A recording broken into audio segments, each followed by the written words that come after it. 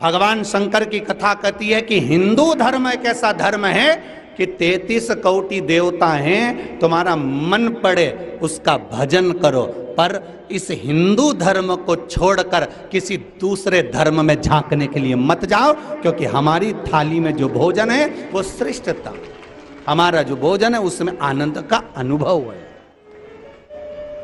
क्यों जाते हो उसको?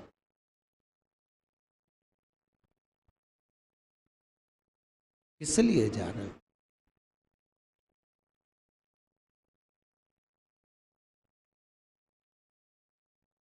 पूछा गुरुजी बताओ, अब हम एक को भजेंगे तो कैसा रहेगा? अरे तो भजो ना एक को।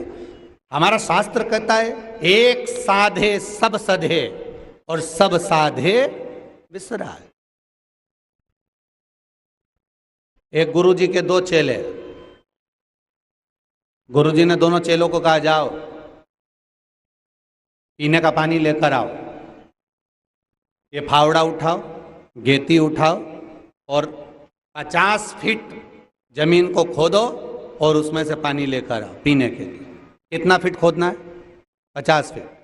और 50 फीट जमीन को खोदने के बाद पानी लेकर आना। और चेला गया, एक इधर गया एक उधर गया, और दोनों चेले चले गए, और एक ने खोदना चालू करा, खोदता गया पानी निकालने के लिए। दूसरा भी गया, वो भी खोद रहा था पानी निकालने के लिए, पर दोनों वापिस आ गए। एक खाली लोटा लेकर आया और एक भरा हुआ लोटा लेकर आया।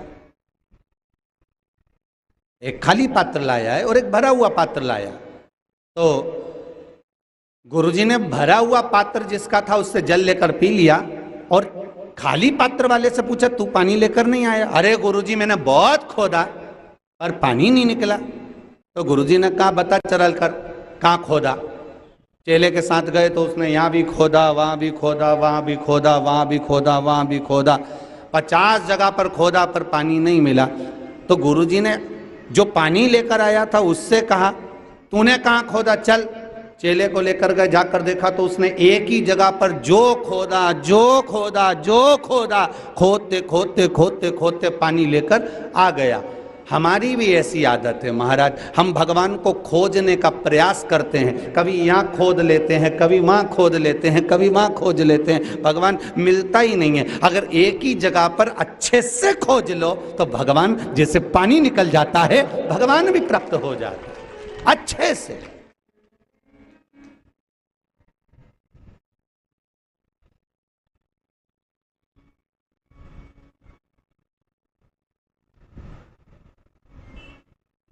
होता है, लिखने वाले कुछ भी लिख देते हैं। अभी कल जा रहे थे, वो गाड़ी में बैठ रहे थे तो एक किसी ने पत्र दिया, नीली कलर की शाही से लिखा हुआ कि आप जितनी माताएं नाचती है इनको नाचने का मना करा करो।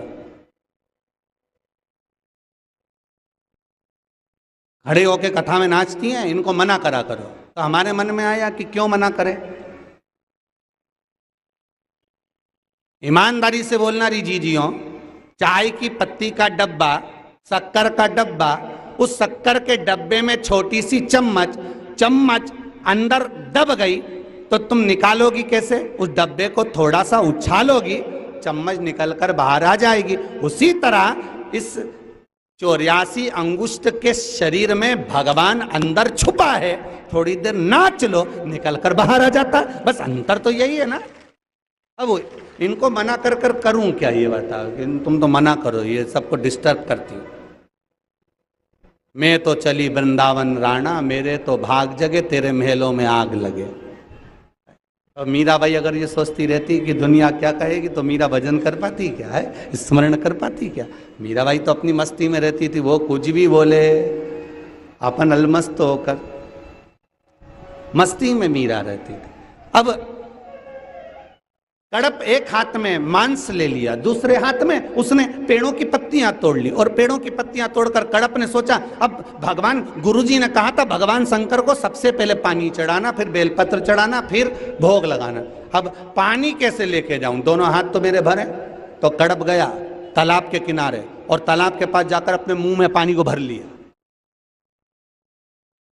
और मुंह में पानी भर के गुप्पा भर कर गया और शंकर जी के मंदिर में जाकर, शंकर जी का एक ओटला था, ओटले पर शिवलिंग था, उसको देखकर कड़प ने पिचकारी चलाई शंकर जी पे, बेलपत्री छोड़ी, भोग लगाया और आ गया। आने के बाद शाम को जब पंडित जी आए, उन्होंने कहा कितना गंदा करके गया, मांस पटक गया, ना जाने कौन आया था, इतना मांस पटक कर गया।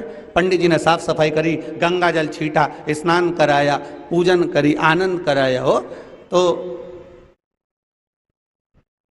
अब गंगा जल छीटने के बाद में एक प्रश्न गंगा जल का भी हो। भवानी शंकर जी उपाध्याय हैं, ये ग्राम कुंडल, जिला दौसा से आए। लॉकडाउन से निरंतर कथा सुन रहे हैं। बाबा महादेव की बड़ी कृपा है। आपके उपायों की, जितने उपाय आप बताते हो, लिख लिख के किताब भर ली। उपाध्याय जी लिख रहे हैं, जिसको हम उपाय बताते हैं उनके सारे काम हो जाते हैं। उपाध्याय जी कहाँ बैठे हो आप? बहुत बहुत साधुवाद। एक बार जोरदार ताली बजाएं इनके लिए। आपने जिन जिन को उपाय बताए सबने करे, सबको फायदा हुआ। बस बाबा की यही कृपा बनी रहा। मेरा एक प्रश्न है कि गंगा के जल को घर के मंदिर में नहीं रखना चाहिए, ये किसी संत ने कहा है। आपका क्या कहना है? ये प्रश्न है इनका। इन्होंने कहीं सुन लिया होगा कि गंगा का जल मंदिर में नहीं होना चाहिए। और शिव महापुराण की कथा कह रही है कि पार्वती जी की बड़ी बहन है गंगा। पहले भी कथा में कहा है, गंगा जो भगवान शंकर की भक्ति में इतनी डूब गई थी, इतनी डूब गई थी कि शंकर भगवान इसको अर्धांगिनी नहीं बनाए, भगवान शंकर इसको पत्नी नहीं बनाए। क्योंकि गंगा को अगर पत्नी बना लेते शंकर भगवान तो गंगा को पास में बिठाना पड़ता।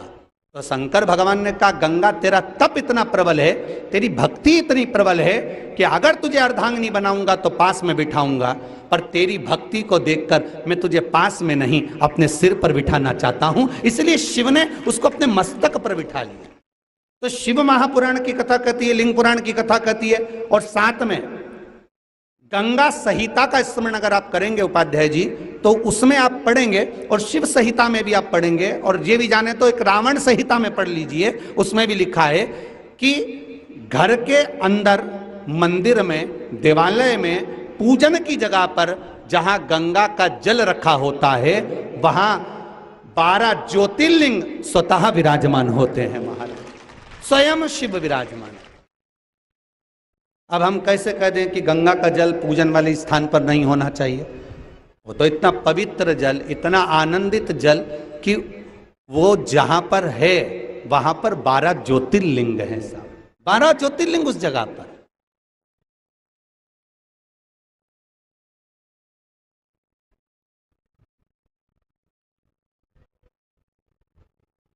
कभी मौका मिले तो एक किताब है जिसका नाम है काशी मरणो मुक्ति, किताब का नाम है। कहीं रेलवे स्टेशन पर कहीं मिल जाएगी, उसको एक बार पढ़ना। कि सावन के महीने में 5 बेलपत्र गंगा के जल में डालकर सोमवार के दिन सावन के महीने में शंकर को चढ़ा देने पर महाराज जीवन का ऐसा कोई कार्य नहीं होता जो सफल ना हो।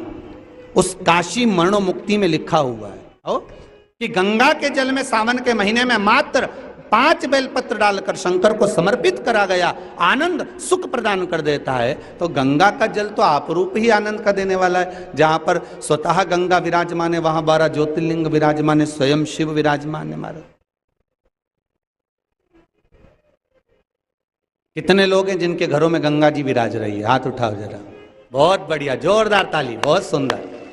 आप सबके घर में गंगा जी विराजमान है, तो फिर तो 12 ज्योतिर्लिंग भगवान शंकर 12 रूप में आपके यहां तो स्वतः ही विराजमान है, स्वयं बैठे हुए हैं। घर के भीतर शिव है महाराज। पंडित जी ने गंगा का जल छीटा कि भाई कोई मांस पटक कर चले गया है, साफ कर दूं मैं। गंगा जल छीट कर पंडित जी चले गए। दूसरे दिन फिर कड़प आ गया, फिर ले आया, फिर छोड़ दिया। पंडित जी ने फिर सफाई करी। अब रोज पंडित जी विचार करें, बताओ गजब का आदमी है, रोज ये मांस पटक कर चला जाता है। पंडित जी लोहार की दुकान पर गए, एक पिंजरा बनवा ला। जैसे तोते को रखने का पिंजरा होता ना, ऐसा पंडित जी ने एक शंकर जी के लिए पिंजरा बनवाया और उस पिंजरे को शंकर जी के ऊपर रख दिया और उसको पत्थर से ढक दिया। आज कड़प आया और कड़प आया और कड़प ने आकर देखा कि बताओ ना जाने कौन भगवान को बंद करके चले गया।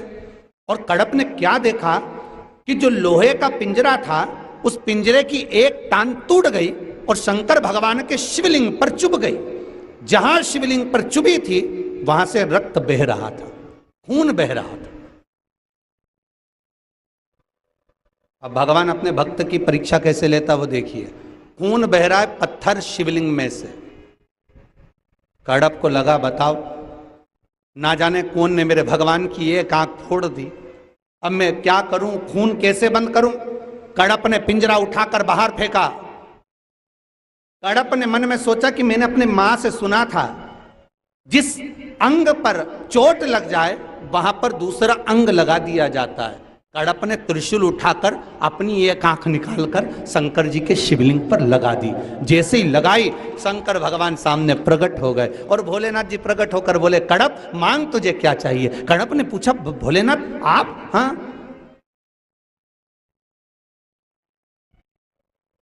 ये पिंजरा किसने लगाया? शंकर भगवान बोले पंडित जी ने लगाया था। क्यों? क्योंकि ये जो पिंजरा इसलिए लगाया था क्योंकि वो तू रोज आता था और मांस पटक कर जाता था। भोलेनाथ मैंने गलती करी है, आप क्षमा नहीं करोगे? शंकर भगवान बोले अगर क्षमा नहीं करता तो प्रगति क्यों ना होता। तूने गलती करी है, तू भले मांस रख कर गया, मैंने उसको छुआ नहीं, स्वीकार नहीं करा, पड़ा है, मैंने उसको अंगीकार नहीं करा। पर तेरी भक्ति इतनी प्रबल थी, तेरा विश्वास इतना प्रबल था कि उस विश्वास के बल पर तुझे मेरा दर्शन हो गया और तूने अपनी एक नेत्र निकालकर मुझे समर्पित कर दिया। केवल तेरा विश्वास, केवल तेरी भक्ति।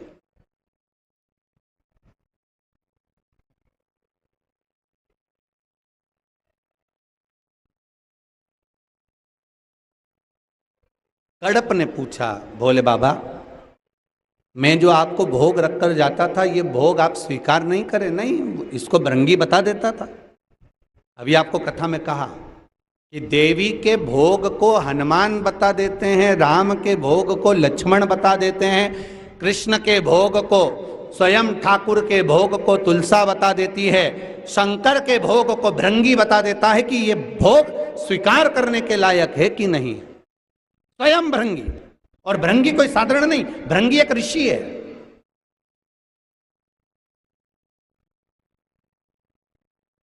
और पूरे विश्व में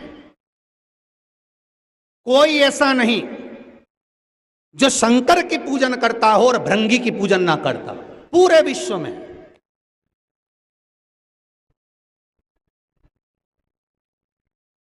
आपने करी कि नहीं करी कभी भृंगी की पूजा? अरे बोलो तो जमकर। भृंगी कहां पर मिला? आप ही तो बोले करी। नहीं करी, पर शिव पुराण कर रही है कि भृंगी की पूजन पूरा विश्व करता है। उस भृंगी ऋषि जो भगवान शंकर का आराध्य है, भगवान शिव का स्मरण करते हैं, भगवान शंकर का अनुमोदन करते हैं, भगवान शंकर के स्मरण में जो दिन रात डूबे रहते हैं, उस भृंगी की आराधना संपूर्ण विश्व करता है। जब शंकर की आराधना करता है तब वो कैसे करता है? क्योंकि भृंगी केवल शिव की आराधना में लगे रहते थे, शंकर का ही अनुमोदन करते थे। श्री शिवाय नमस्तुभ्यम, कुछ दूसरा आता ही नहीं था, केवल शंकर, शंकर के सिवा कुछ भी नहीं, केवल शिव।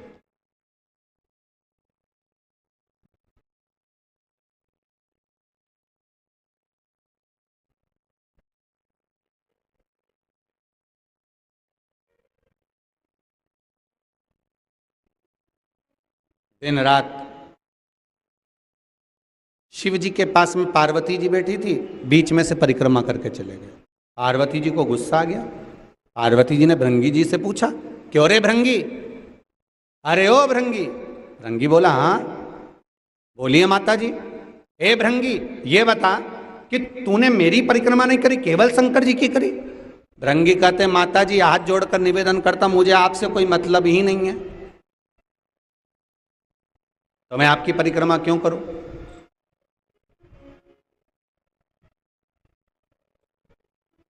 जब मुझे मतलब ही नहीं है आपसे, तो मैं आपकी परिक्रमा क्यों करूं?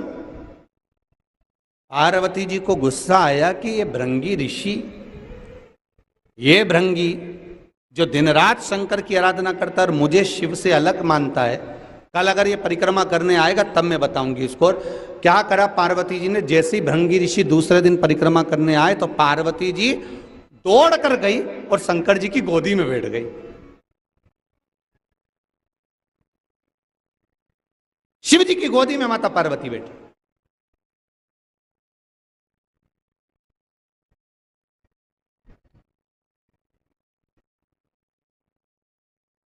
भृंगी परिक्रमा करते समय पार्वती जी के हाथ जोड़कर बोले थोड़ा खसक जाओ, थोड़ा सरको जरा यहां से।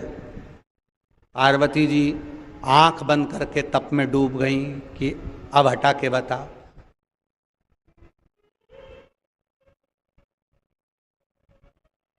अब हटा के बता। माताएं बड़ी चतुर होती है इस मामले में। जहां पर ज्यादा भीड़ होती है और इनको जगह नहीं मिले तो ये तुरंत थोड़ी देर में इनको देवी देवता तुरंत और यूं ही घूमे, और जैसे ही ये घूमे तो दो चार तो खसकी जाए बेचारी की, देवी जी आई।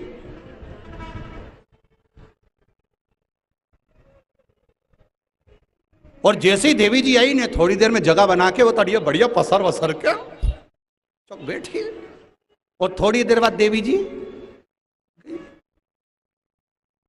अब जितनी पास में बैठी थी ना उसी का मुंडा देख रही। पड़ोसन से पूछा कि इसके सही में देवी आए, कि मैंने तो पहली बार देखी। अब इनके क्या मालूम कि पहली बार इसलिए आई क्योंकि जगह नहीं थी। अच्छा, लोग बहुत चतुर होते हैं महाराज, बहुत चतुर, बहुत चतुर चतुर लोग होते हैं। एक हमारे जजमान थे, तो उज्जैन में कुंभ का मेला था, तो हमने उनसे कहा तुम अकेले आए हो, बच्चे लोग नहीं आए? नहीं गुरुजी आए ना। हमने कहा कहाँ है? तो क्या राम घाट पे छोड़ी आए। तो हमने कहा कितने बड़े बच्चे थे? तो क्या एक 14 साल का, एक 13 साल का। अच्छा, और दोनों को कहाँ छोड़ी आए? राम घाट पे। तो हमने कहा राम घाट पे काहे को छोड़ के आए? अरे गुरुजी बच्चे थक गए थे, उनको कहाँ ले लेके डोलते, तो कोई रिश्तेदार के पास छोड़ा? घाट पे छोड़ दिया। फिर कुछ नहीं, घाट पे छोड़ने के बाद बच्चों को कह दिया तुम चिंता मत करना, पुलिस वाले आएंगे, तुम्हें लेके जाएंगे, थाने में बिठाएंगे, बिस्कुट खिलाएंगे, दूध पिलाएंगे, अच्छे से रखेंगे, हम शाम को आएंगे, तुम्हें लेके चले जाएंगे। गजब, गजब की बात।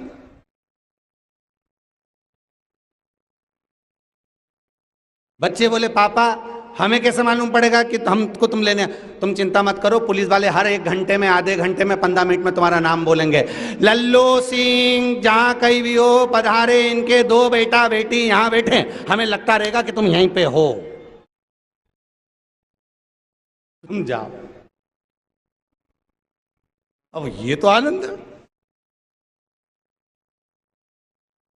अब भृंगी ने हाथ जोड़कर माता से कहा मां थोड़ा सा खसक जाओ, तो माँ तो आग बंद करके बैठ गई भगवान शिव के स्मरण में। वो तो खस के ना करे, गोदी में आके बैठी शंकर जी की, बिल्कुल नहीं हटती।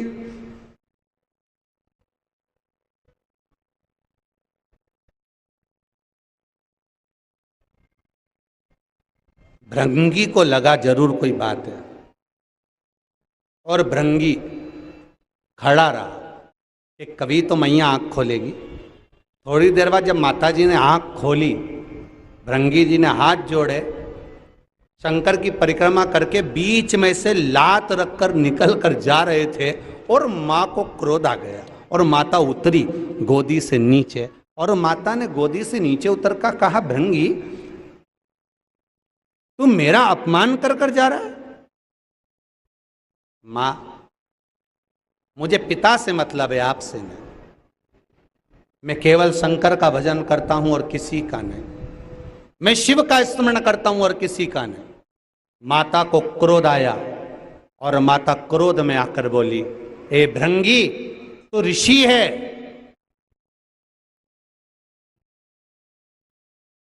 एक संत होकर तूने नारी का अपमान करा है।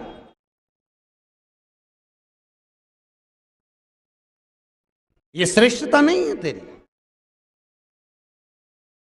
महाराज, शिव पुराण की कथा कहती है शरीर को धक्का लगेगा, चल जाएगा, पर मन को धक्का लगेगा तो जीवन नरक हो जाएगा। शरीर को धक्का लगे चलेगा, पर मन को धक्का नहीं लगना चाहिए। किसी के आपने कुछ कहा तो मन को धक्का ना लगे, शरीर को लगे चल जाए। एक दिया रखकर शरीर को धक्का लगा चल गया, किसी को धकेला चल गया, पर मन को नहीं धक्का लगना चाहिए। मन को धक्का लगा तो वो श्रेष्ठ नहीं है। जैसे शिव महापुराण की कथा स्पष्ट कहती है कि शंकर को सत्यम शिवम सुंदरम। शंकर को क्या प्रिय है? शंकर को जितनी बेलपत्र प्रिय नहीं, शंकर को जितना जल प्रिय नहीं, शंकर को जितना भोग प्रिय नहीं, शंकर को जितनी वस्तुएं प्रिय नहीं, शंकर को उतना प्रिय है सत्य। क्या प्रिय है? सत्य। इसलिए कोई मरता है तो आखिरी में चिल्ला चिल्ला के ले जाते हैं, राम नाम। अरे जम के तो बोलो राम नाम, अच्छे से बोलो। अपन मरेंगे जब दूसरे बोलेंगे, अपन कब बोलेंगे? बोलो राम नाम सत्य। शिव जी के धाम में लेकर जा रहे हैं तो सत्य बोलते हुए जा रहे हैं। भगवान शिव के पास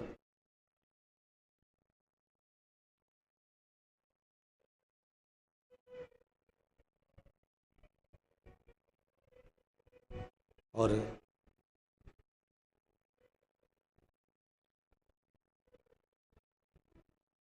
कितना सुंदर लिखा है महाराज गर्ग संहिता में, शिव महापुराण में, कि शंकर की कथा में मान लो किसी की कोई सामग्री अगर गिर भी जाए और वो आपको मिल गई और आप अपने घर पर लेकर चले गए, मात्र 3 महीने किसी की सामग्री शिव पुराण की आपके पास में पड़ी हुई है, रखी हुई है, 3 महीने के अंदर वो खून के आंसू रुला देती है। इसलिए शिव पुराण की एक बात याद रखना, किसी की कोई वस्तु, चप्पल हो, सोना हो, चांदी हो, वस्तु हो, सामग्री हो, पर्स हो, मोबाइल हो, सामान हो, भूल से भागवत में अगर गिरा ले जाओगे चल जाएगा। पर शंकर के, इसलिए हमारा हिंदू धर्म कहता है कि जब पहले अदालत नहीं होती थी, पहले पंचायत नहीं होती थी, सीधे शंकर जी के मंदिर में ले जाते थे, उठा गंगा जल, कह दे तूने ऐसा नहीं करा, उठा गंगा जल। क्यों? क्योंकि शंकर के मंदिर में जब गंगा जल उठाते थे तो शंकर को हाथ में उठा लिया, उसके बाद अगर मुख से झूठ कह दिया तो मरते समय ना गंगा जल मिलता था ना लकड़ी मिलती थी, व्यक्ति तड़प तड़प कर मर जाता था। ये शिव महापुराण है, कोई साधारण पुराण नहीं है महाराज।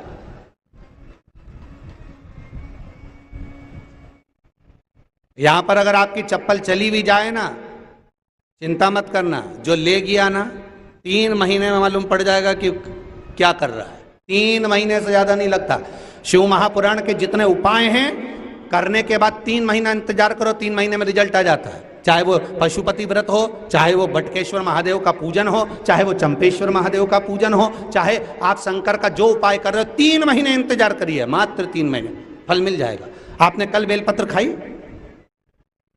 कितने लोग हैं जिनको लाभ मिला? नहीं खाई कल, आपको मिली नहीं क्या? अच्छा, कम थी इसलिए नहीं मिली होगी हो। अब बर्फानी सेवा संस्थान है, थोड़े से कार्यकर्ता लोग लगे रहते हैं दिन भर काम में, हो सकता है नहीं लेकर आ पाए हो, पर जितनों को मिली हो, जिनने खाई हो, उसको शरीर में धीरे धीरे धीरे धीरे बाबा आराम देना प्रारंभ कर देता है, सुख का भान हो। किसी की कोई वस्तु मिल भी जाए उसको दे दो, नहीं चाहिए।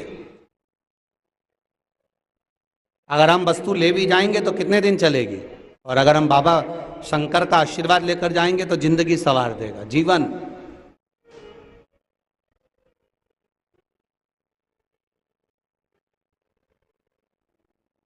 महाराज,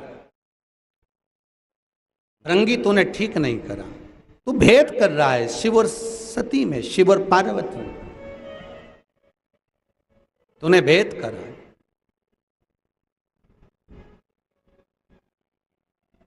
तू ऋषि है, तू संत है, तू साधु है, तू तपस्वी है, तू जोगी है, सन्यासी है,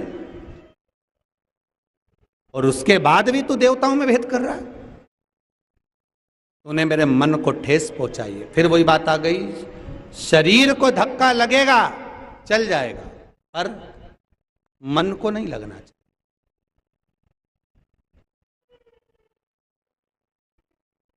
जब मन को धक्का लग गया ना तो जीवन नरक हो गया।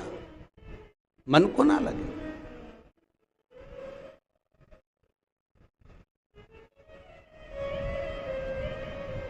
अब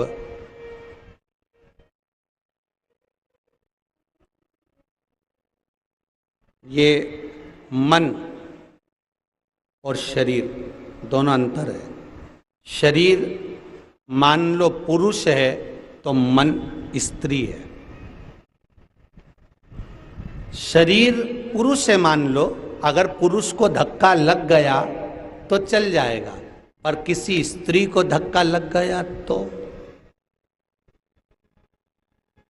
फिर तो तेरा क्या होगा रे कालिया, फिर तो वही जानता है। मान लो, इसलिए हमारे जितनी बसें चलती है, जितनी गाड़ियां चलती है, जितने रिक्शे वाले होते हैं, गाड़ी वाले होते हैं, ऑटो वाले होते हैं, वो स्त्रियों को विशेष सीट लगी रहती है। आपने देखा होगा बस में स्त्रियों के लिए विशेष सीट, ये महिलाओं की है। यहाँ बैठने की व्यवस्था भी महिलाओं के लिए अलग करी गई, पुरुषों के लिए अलग करी गई, ये महिलाओं के लिए। क्यों? क्योंकि इनको धक्का नहीं लगना चाहिए। क्योंकि जैसे स्त्रियां, मन का एक स्वभाव है कि मन को धक्का ना लगे। अगर इसको धक्का लग गया तो ये श्रेष्ठ नहीं रहेगा।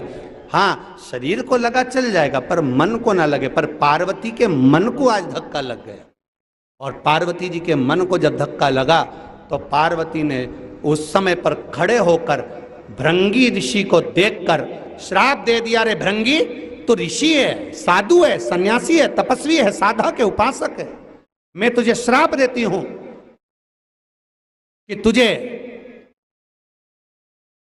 स्त्रियों से इतनी चिढ़ है तो तेरे शरीर में तेरी माता का जो भाग है वो निकल जाए। तेरे शरीर में जो माता का स्वरूप है वो निकल जाए। महाराज,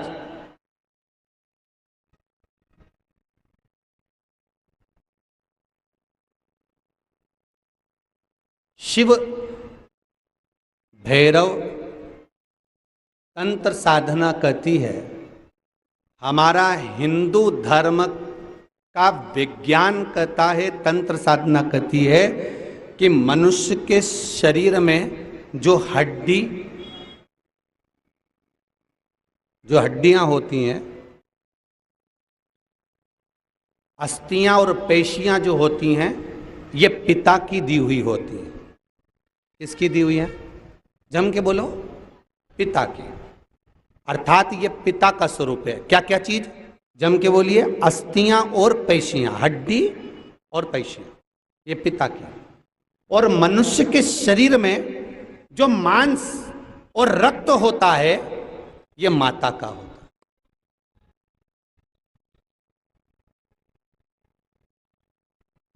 ये किसका है? ये मांस किसका है? जम के बोलिए, माता का। रक्त किसका है? माता का। ये दो चीजें माता की है, और शरीर में ये दो चीजें पिता की है। तो पार्वती जी ने जब श्राप दिया, ए भृंगी, मैं तुझे श्राप देती हूं कि तेरे शरीर में जो माता का भाग है वो निकल जा। अब ईमानदारी से कहना, जिसके शरीर में माता का भाग कौन कौन सा है? मांस और रक्त। अब शरीर में मांस और रक्त से तो पूरा शरीर का आनंद है। और मालूम पड़े जैसे ही श्राप लगा, लगते ही भृंगी के पूरे शरीर की मांस और रक्त समाप्त हो गया, केवल हड्डी का ढांचा रह गया और भृंगी नीचे गिर गया, जमीन पर।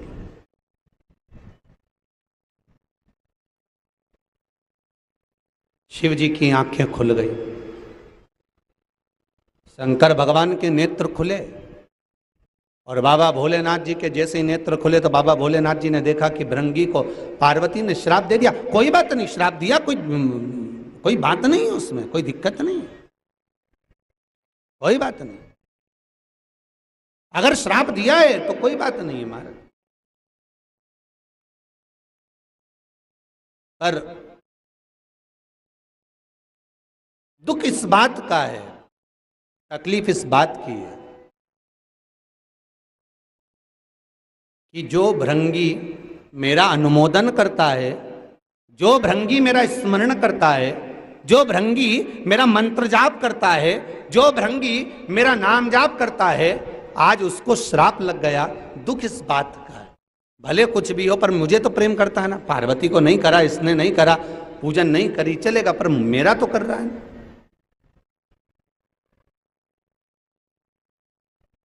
शिव जी ने खड़े होकर कहा, भृंगी चिंता मत कर, बिल्कुल चिंता मत करना। तेरे शरीर में से अगर मांस निकल गया, रक्त निकल गया, निकल जाने दे। तेरे चेहरे के मांस और रक्त को आज ये शंकर अपना अर्धनारीश्वर स्वरूप का दर्शन देकर तुझे, तेरे चेहरे को सिद्ध कर देगा। देखिए, सबसे पहला अर्धनारीश्वर स्वरूप का अगर दर्शन किसी को हुआ था तो भृंगी ऋषि को हुआ था, भृंगी गण को हुआ था। ब्रह्मा जी को बाद में कराया भगवान शंकर ने, सबसे पहले तो भृंगी को करा दिया था, सबसे पहले भृंगी को। ब्रह्मा को तो बाद में कराया गया है, सबसे पहले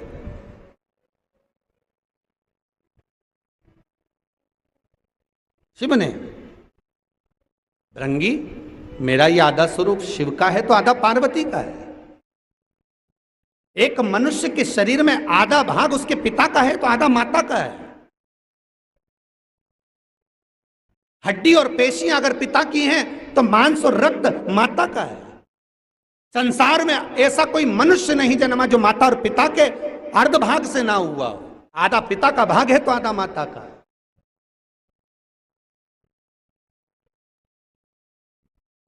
आंखों से जल बहने लगा भृंगी के। अब ऋषि नहीं रहे। शंकर भगवान कहते हैं, भृंगी ऐसा स्वरूप धारण कर कर कहीं जाओगे तो लोग हंसेंगे, इसलिए अब तुम मेरे गण बन जाओगे, मेरे गण होगे। पर तुम्हारे शरीर में मांस और रक्त नहीं है, इसलिए तुम चल नहीं पा रहे हो। शंकर भगवान और पार्वती जी ने दोनों ने मिलकर एक चरण भृंगी को और दे दिया। अब तुम्हारे 3 पांव हो गए। कितने पांव हो गए? जम के बोलो, 3। तुम्हारे 3 चरण होंगे, क्योंकि ये 2 चरण में से मांस और रक्त निकल चुका है तो चलने में तुम्हें दिक्कत होगी। एक चरण हम तुम्हें देते हैं जिसके साथ में तुम चलोगे तो जीवन का सारा सुख पा जाओगे।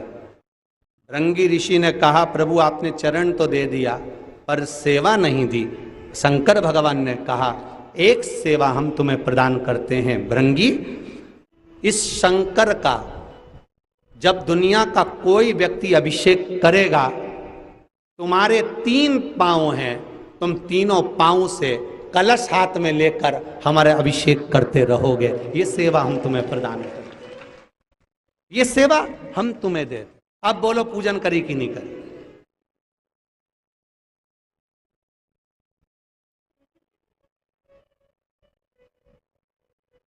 सबने करी ना?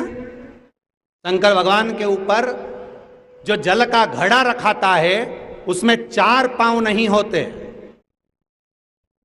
शंकर भगवान पर जो जल का घड़ा रखा था उसमें 4 चरण नहीं होते। और दुनिया का अगर कोई व्यक्ति 4 चरण उसमें लगा भी देता है तो उसका बचपन, जवानी, अधेड़ी और बुढ़ापा नरक जैसा हो जाता है। शिव महापुराण कहती है। शंकर के ऊपर जो कलश बनता है, मान लो अगर उसने चरण नहीं रखे, मान लो अगर चरण नहीं भी रखे, तो शंकर के ऊपर जो जलाधारी बनती है तो उसको बांधने में भी 3 ही चेन लगती है, 4 चेन नहीं लगा सकते, 4 जगह से नहीं बांध सकते आप उसको। अगर शंकर के ऊपर मान लो घड़ा बांध भी दिया आपने, जलाधारी बांध भी दिए, तो उसमें 3 धागे से 3 जगह से ही बांधा जाता है, 4 जगह नहीं बांध सकते। और जिस मंदिर में 4 जगह से घड़े को बांधा जाता है उस मंदिर में सिद्धता नहीं रहती महाराज। भृंगी का भाव समाप्त हो जाता। इसलिए हमारे ब्राह्मण, इस भूलोक के, इस भूमि के जो ब्राह्मण अभिषेक कराते हैं, पूजन कराते हैं, और जलाधारी अगर ऊपर रखते हैं तो 3 पांव की रखते हैं, और जब पूजन कराते हैं ब्राह्मण तो जलाधारी का भी पूजन कराते हैं, जलाधारी का भी पूजन। और यहां तक मान लो 50 लोग अभिषेक करने के लिए बैठे हैं और 50 लोगों का हाथ का स्पर्श नहीं होता, तो जलाधारी में एक धागा बांध दिया जाता है जो 50 लोगों के हाथों में दे दिया जाता है, और अभिषेक एक जगह पर चलता रहता है। उसकी सिद्धता का भाव भृंगी ऋषि कलश का भाव लेकर, भृंगी।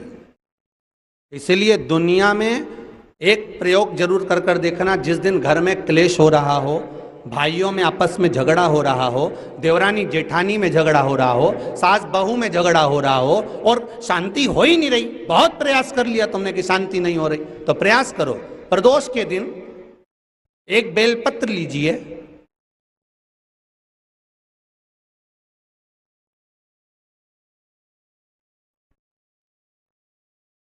प्रदोष के दिन बेलपत्र लेकर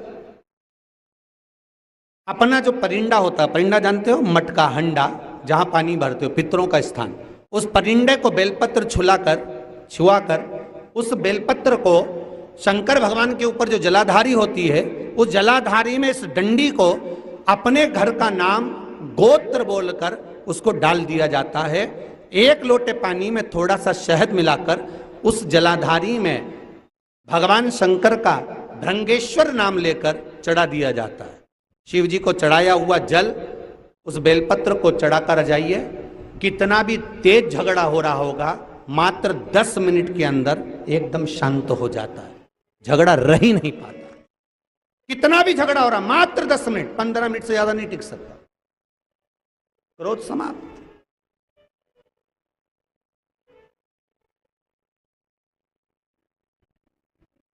शिव को रिझाना, शंकर को मनाना, शंकर का अनुमोदन करना, शिव का स्मरण करना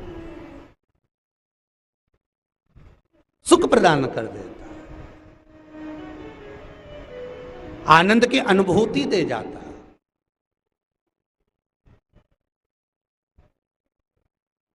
महाराज, उस जलाधारी का कोई साधारण महत्व नहीं होता महाराज, जो स्वयं भृंगी का एक स्वरूप है, स्वयं भृंगी का। शंकर भगवान को अगर कोई भोग लगता है तो सबसे पहले वो भृंगी ही देखता है कि ये भगवान को लगाने के लायक है कि नहीं है, वो भृंगी ही देख रहा।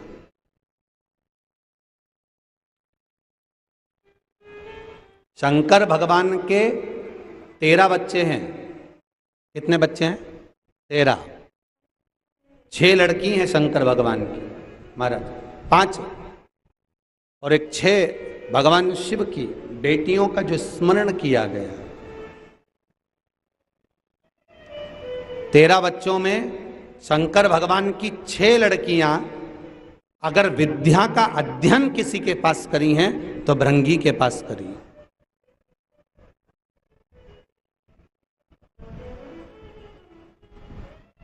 इन 6 बेटियों के नाम है जया, जम के बोलो, विषहरा, श्यामली बारी, 2 तली और देव। क्या नाम है? देव। एक बार 5 के नाम फिर से बोलिए, जया, विषहरा, श्यामली बारी, 2 तली, देव। ये शंकर भगवान की 5 लड़कियां हैं, 5 बेटी। पहले भी कथा में कहा, आज फिर कहते हैं, मान लो रात्रि में नींद नहीं आ रही हो, बेचैनी हो रही हो और रात को नींद आती नहीं हो, 2 बजे तक आई फिर खुल जा रही हो, 1:30 बजे तक आई फिर खुल जा रही हो, तो टेबलेट मत खाओ, नींद की गोलियां मत खाओ।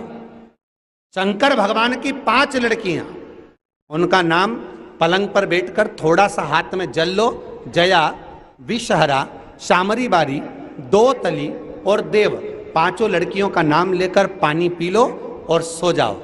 सवेरे ऐसी नींद आएगी रात भर में कि सवेरे कोई जगाएगा तभी जागोगे, नींद की गोली खाने की जरूरत नहीं पड़ेगी। शंकर की 5 लड़कियों के नाम का स्मरण विश्रामता का सुख दे जाता है। एक बार फिर से बोलिए, जया, विषहरा, चामरी बारी, दो तली, देव। ये शंकर भगवान की 5 लड़कियां, और शंकर भगवान की एक लड़की और है, अशोक सुंदरी।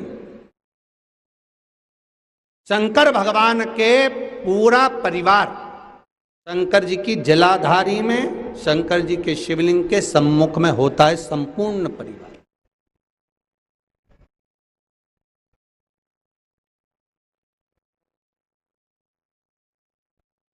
पूरा परिवार शिव का है। इसलिए महाराज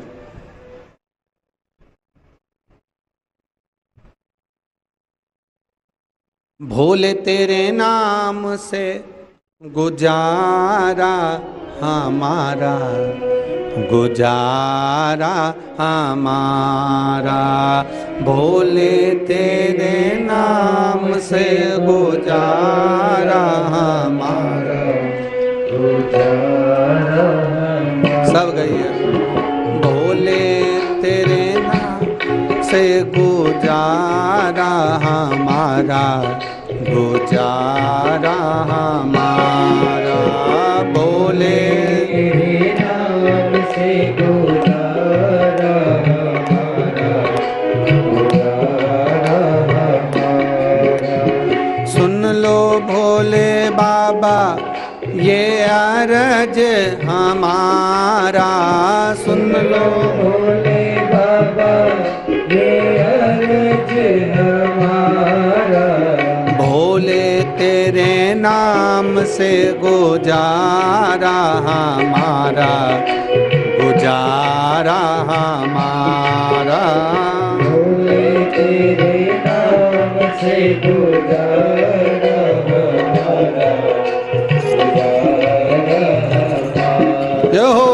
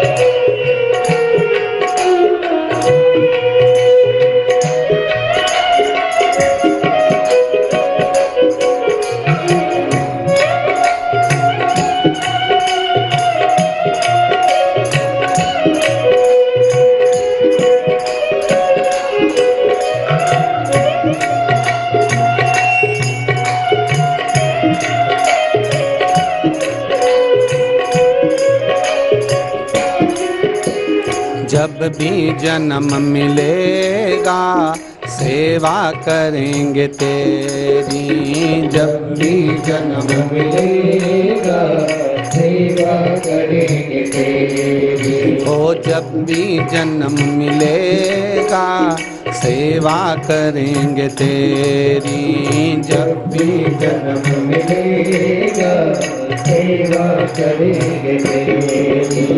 कहते तुमसे बाबा शरण रहेंगे तेरी, कहते तुमसे बाबा शरण रहेंगे तेरी, ओ कहते तुमसे बाबा शरण रहेंगे तेरी, कहते तुमसे बाबा शरण रहेंगे तेरी।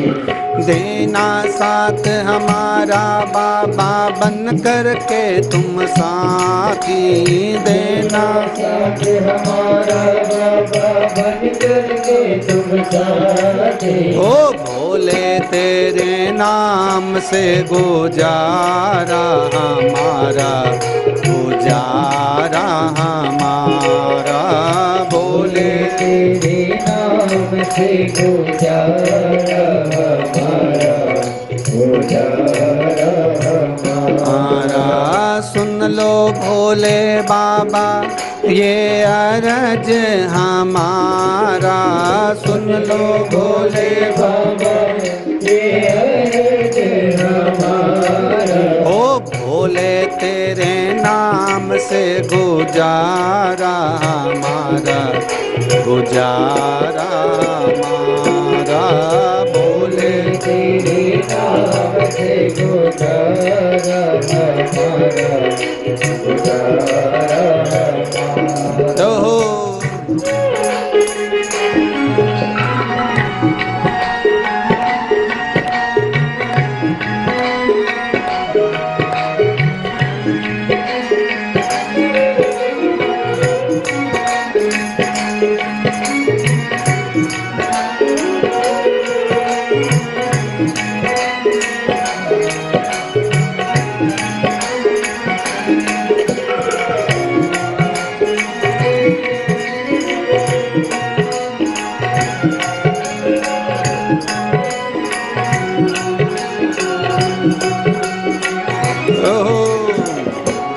राधे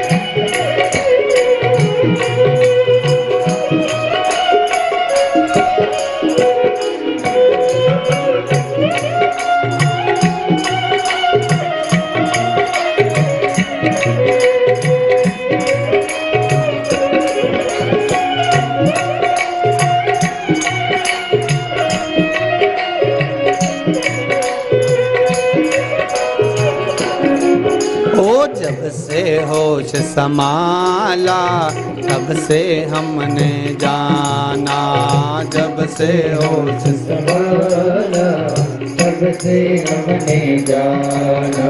ओ जब से होश समाला तब से हमने जाना, जब से होश समाला तब से हमने जाना।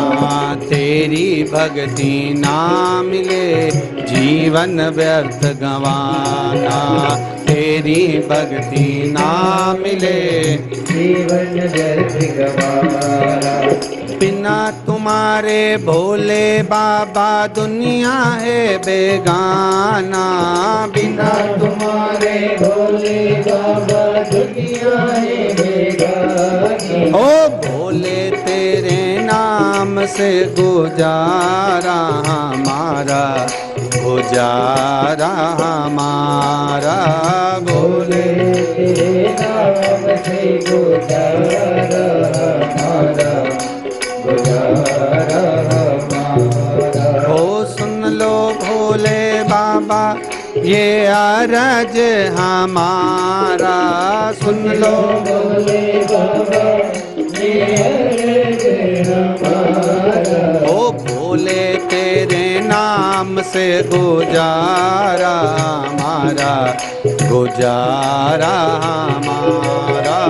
भोले तेरे नाम से गुजारा